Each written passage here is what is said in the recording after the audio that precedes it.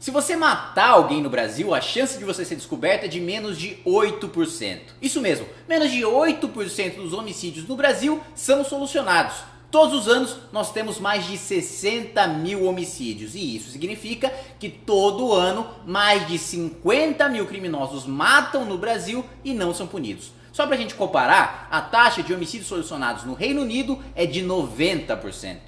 Tem um pessoalzinho aí que diz que a grande solução é ressocializar os presos.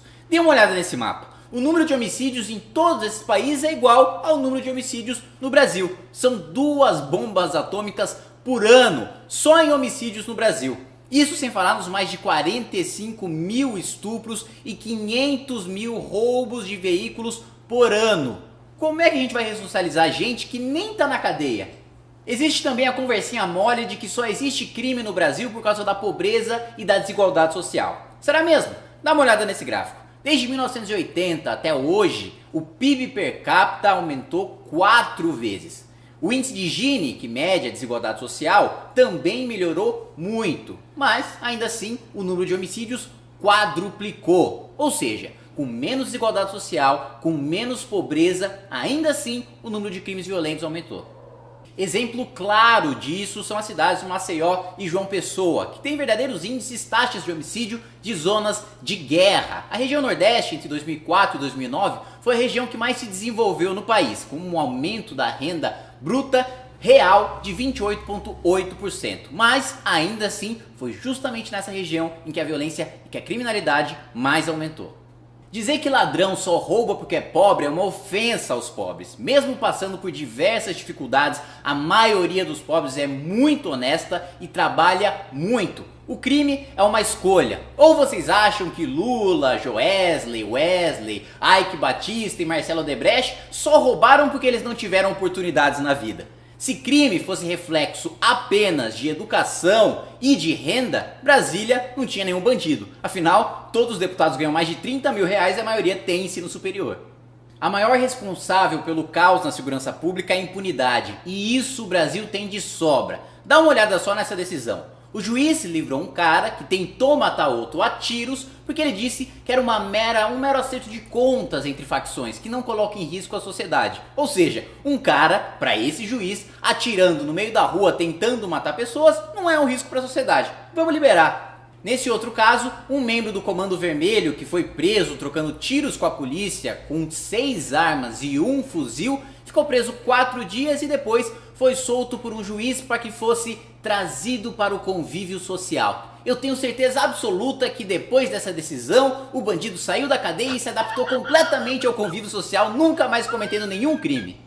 Esse caso é o meu preferido. A terceira Câmara Criminal do TJ do Rio Grande do Sul absolveu um traficante de drogas pela acusação de porte ilegal de arma, porque segundo a Câmara, segundo os desembargadores, ele só portava arma devido à sua atividade, para se proteger e para proteger as suas drogas. Pois é, quando um cidadão comum quer ter uma arma para proteger sua família ou proteger a própria vida, ele não pode. Agora o traficante, aí tá tudo bem, é prerrogativa da função. Afinal de contas, se ele não tiver armado, como é que ele vai trocar tiros com a polícia? Outro problema gravíssimo e que não é resolvido por causa da turminha do PT, do PSOL e do PCdoB são as penas para crimes cometidos com menores de idade. Para você ter uma ideia, no Rio de Janeiro, a média da internação, afinal, menor infrator que não é criminoso, não é preso, mas apreendido, essa apreensão no caso de homicídio dura apenas 8 meses. E no caso de estupro a coisa fica ainda melhor, só 7 meses.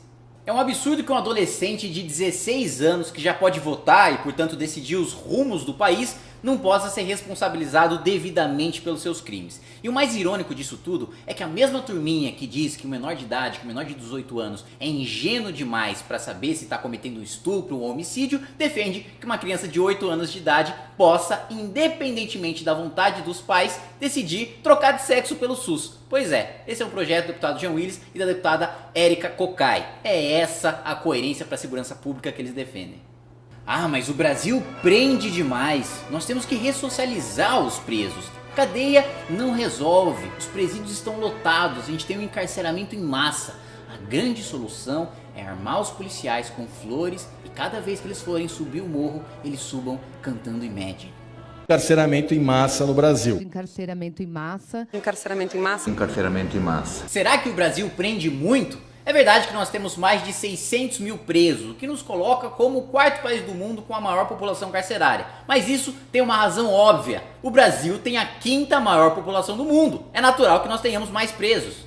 O que não te contam é que não são todos esses 600 mil que estão na cadeia. Esse número leva em consideração criminosos que estão no regime semiaberto, aberto, domiciliar, também em liberdade condicional. Então, dentro desses 600 mil, a gente tem, por exemplo, o Dirceu, que está lá preso, cumprindo pena, dançando samba. O que também escondem de você é que nós temos mais de 500 mil mandados de prisão que ainda não foram executados. Isso mesmo, 500 mil mandados de prisão. São 500 mil pessoas que deveriam estar presas, que colocam em risco a sociedade, mas estão em liberdade.